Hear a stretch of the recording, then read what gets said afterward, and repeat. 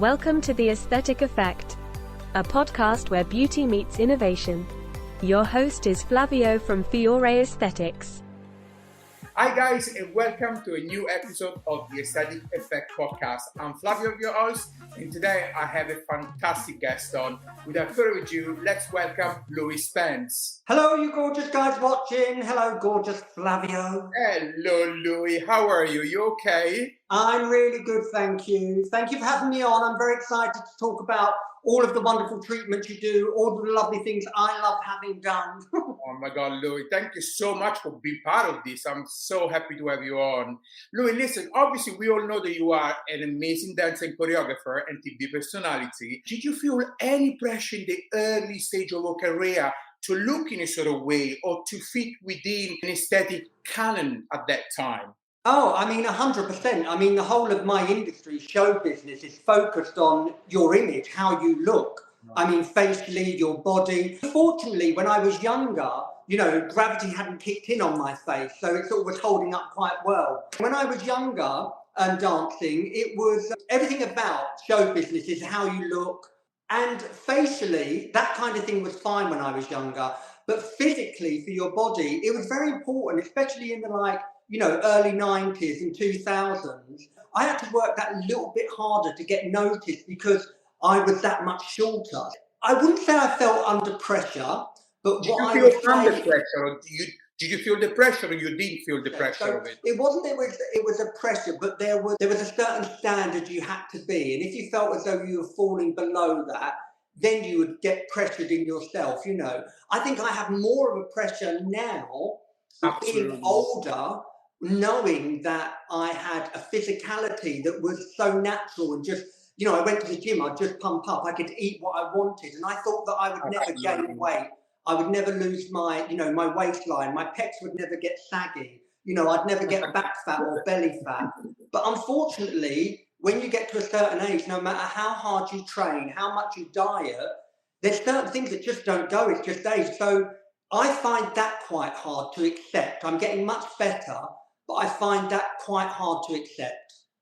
And what was the transition, would you say, in between when you were, I mean, you're still looking beautiful and young, obviously. Thanks, but well, I mean, you've given me certain little tweaks in that, darling, so what can I say? But you still, what was the transition in between, when you were fully on as a dancer and choreographer into that transition out of it? Was it quite difficult to transition from that period, or was it like a normal transition that you felt like this is it, this is what happens to all of us, even like football players or tennis players in general? How was that transition for you? Yeah, I mean, I think the same thing like you're saying for those kind of sportsmen, for footballers, tennis players, for dancers, it's a very short career. We start very young, sometimes I started when I was 4. Wow. So, I did it my whole life. It's very intense, but it's a very short career. So you get to do these amazing things and travel the world.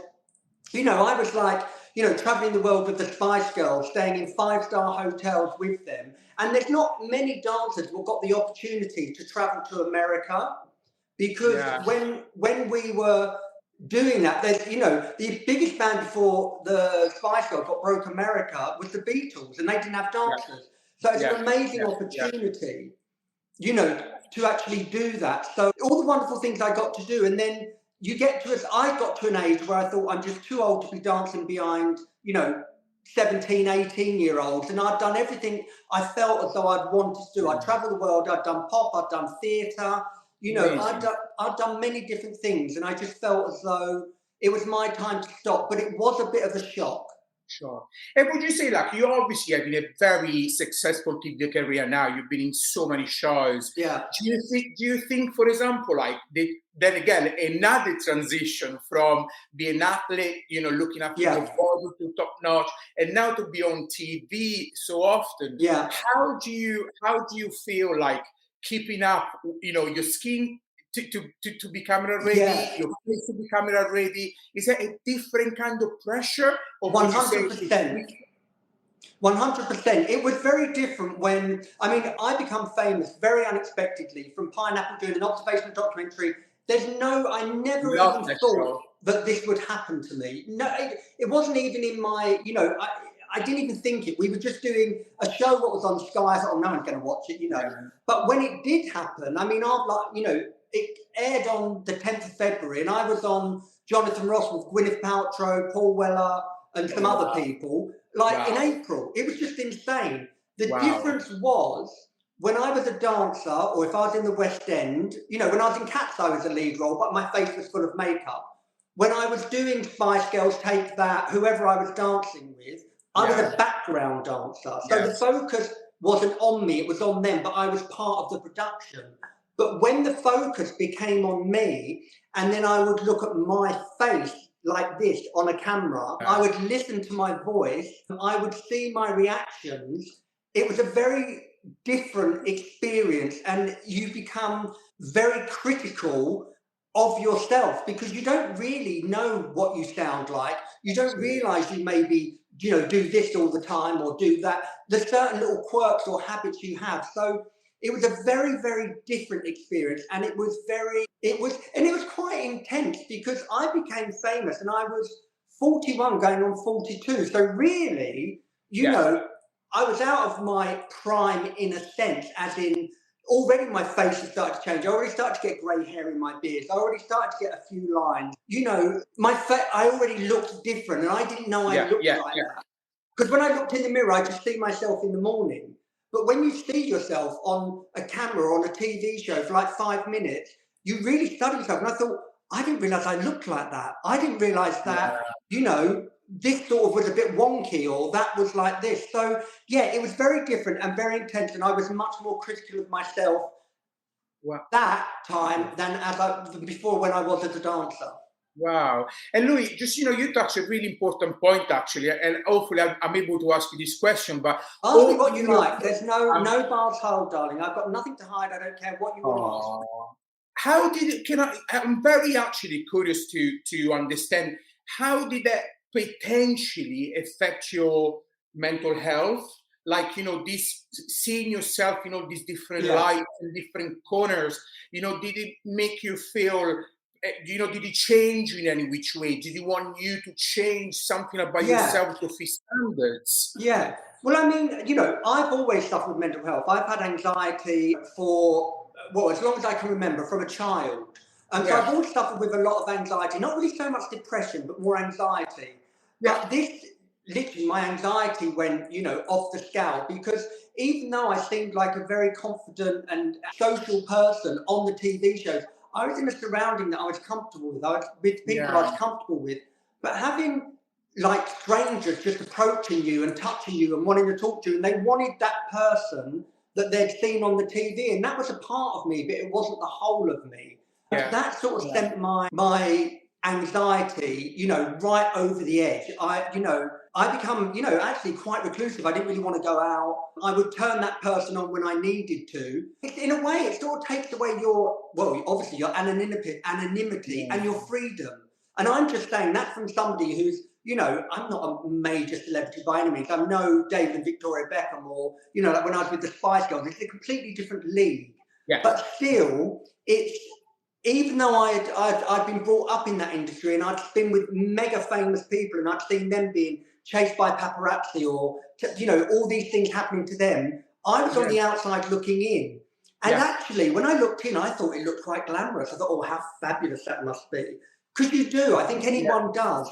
But the reality of it, it's not really, because, like I say, you lose your sense of privacy. And listen, I don't care if people want to take photos, come up to me. That's fine. I don't mean it like that, because I've been very privileged. What's happened to me has given me a very privileged life. So, you know, I'm not saying that I feel bad for that happened to be poor me. It's given me anxiety because of this. I already had it. It just made it worse. But, you know, on the other hand, I do understand what a privileged life I've been given from the exposure that I had. And it comes at a price. And that price is, you know, I have to accept that if members of the public want to come and speak to me, I have to be polite to them. I have to give them what they want, because they have given me so much. Absolutely. Obviously, we know now that, you know, the social media world, like, you know, Twitter, Instagram, Facebook, you know, everything is out there so quick these days. If you get your career career that you have had, and still have, starting today with the pressure of literally having this, bombarded from every corner, do you think it would have been the same or a little different, or maybe not change at all? No, I think it would have been. I think it would have been very different, because when I first became famous, there was Twitter, and that was fairly new as well. And I did go onto it, and in a very short period of going onto it, I had like 1 million followers. It was insane. People just, you put rubbish up and whatever. But I think the way that you structure your career now, if you're in the public eye, is very much social media based. Yeah. And you've got to be careful what you say, careful what you do. Even if you're somebody like me, I say, I don't represent gay people. I don't represent LGBTQ. Even though I am gay, I don't want that responsibility of being the spokesperson, because I'm really not educated on every part of that. So, but you're already put into that. That's already, because you are, and you're in the public eye, you have to be aware of what you say, how you say it, because it can affect people. So it's very different now how you portray yourself. And sometimes, you're not portraying your true self, because you're having to protect, one, your brand, two, other people who may be influenced by what you're saying. And also the other thing is, thank God it happened to me when it did. Financially, it's very different as well. When I first became famous, there wasn't really, Towie hadn't started, Chelsea hadn't started, I don't think Geordie Shore had. And even though mine was an observational documentary, it was viewed as some kind of reality, but it wasn't scripted. But the fact is, financially, I lucked out, because I became this unique kind of persona that everybody wanted a bit of, and there wasn't all the people from Love Island, people from Towie, people from Geordie Shore, people from Chelsea. It was a very small pool, so there was a lot more money. So I fortunately, one, like I say, financially, I lucked out, which was great for me. Whereas now, if you say I don't want to do a job, they go to the next guy. Do you know what I mean? Yeah. Or the next one, there's always somebody what will say yes. Yeah. And so, I count myself very lucky that, even though we were talking about mental health and all of that and things maybe I had to sacrifice from that, I got rewarded very well financially for it. Whereas now, these kids are coming out and doing these shows, and then no one's interested in them once the next season comes on, and it's so traumatic for them. We're talking about aesthetics for somebody, like I said, I became famous when I was older. These kids are becoming famous at like 20, 21, 22. For them, it's even more so the aesthetic. Things maybe they don't need doing yet. They absolutely don't need. They over-tweak, they over-lip fill, they over-cheek fill, and they become lost in that at such a young age, because they will go to their local hairdresser who has gone on a weekend course to do fillers and Botox. They end up coming out like a cyclops with one eyebrow up here. They've got, I don't know about apples in their cheeks, darling. Some of them look like they've got melons, because they don't have the financial means to go to somebody who's a real specialist, knows what they're doing, and will tell them the truth. You don't need this. This is what I will do. So I think the pressure for them is much more in the aesthetic world. And I'm sure you must have had people come in here who have gone to their local hairdressers. Oh my God. While they're doing, someone cutting someone's hair, they're in a corner in a cupboard, having their face filled with, you don't know what, with somebody who really hasn't got the knowledge or the expertise. I think it's very important, Louie, to learn how to say no. And a lot of people, they just don't feel the need to say it. Like one thing that we always do here, if someone doesn't need a treatment, the word is literally no, you don't need it, and full stop, But you touch a very good point, and I'd love to know what Louie Spence does to look so fabulous. Oh, darling, right, okay. Well, how much time have you got? At the moment, I have almost nothing. But after this session, I don't know if you're going to film a little bit of it. You're going to be giving me some lovely treatment. So you can But I would say at the moment I've got nothing. I've just done pantomime. So I've just done 54 shows in a month. And when I do panto, it's very expressive. So I do I have my treatments twice a year normally. But when I do panto, I prefer to be a bit more expressive because, for the show and it's live in a theatre, I think it's important. But what have I had done? Like, what would be your favorite? So, if I can ask, one of your favorite treatment that you've done, like any, like years ago, lately, something that really worked for you. I think my overall favourite treatment, when it's done by an absolute professional who knows exactly what they're doing and do exactly what you ask, and I think it's very important for men. For women, not so much. I'm not saying it's not important, but what I'm going to get to is how the look happens after. One of my favourites is Botox. The reason being is that it's fairly instant. It lasts for 6 months. It's a good result, and the thing is, I don't do these things for other people. Anyone wants to know, I'll tell them exactly why I've done it. I'm not bothered. It's not for them. At my age now, it is for me, because once you get to a certain age, when you wake up in the morning and you just you just constantly look tired for some reason. It's just age. That's what it is. Now, there's a little file and there's some little needles that you can have little bits of treatment done by somebody what knows what they're doing, and you wake up in the morning and look in the mirror and you look fresh and you feel good about yourself. That's what's important for me. I don't want to be, now there's people what like to have Botox and not move, like not their eyebrows, nothing. I don't like that. I personally like it very natural. I still like to have a bit of movement. And for men, the one thing I have had done before, what has happened to me, and I never went back to the person, was, now it can happen to anyone, I got an arch in my eyebrow, which I absolutely hate, like the Spock eyebrow, which I absolutely... not it. And for me, when I have my Botox, when my eyebrows are out, I like to, even if I can't lift up, I like my eyebrows to stay where they are. Not if I try to lift up this. No. You see? So that's why it's important to get something lift. So my favourite is Botox, because like I said, the convenience, it's quick, it has great results, and it lasts for a long time. I've had mono threads, which isn't the threads, as you know, which you put in and pull up like a string. They're like little toothpicks, them toothpicks you get, and it has a thread in them, a very fine thread. And you just, I had it all under my chin, all along here. And what I'd explain it as, it's like scaffolding. So you can have it in this way, and then they can put it in that way. And what happens is, you'll be more expert than me, is that where it puts it in... You're explaining it really well, actually. So. Yeah, it stimulates your collagen. So your collagen then, so it fills out. But where you're putting the mono threads in like this and like this, it's like scaffolding. Yeah, that's exactly what it is. And literally it made a difference to my chin, because I started to get that kind of, it's like as you get older, you start to get this bit here. But I also had it in my, here as well. You can have it all over your face. And that's one of my favourites too. I love Profilo. The treatment where you have the hyaluronic acid, that.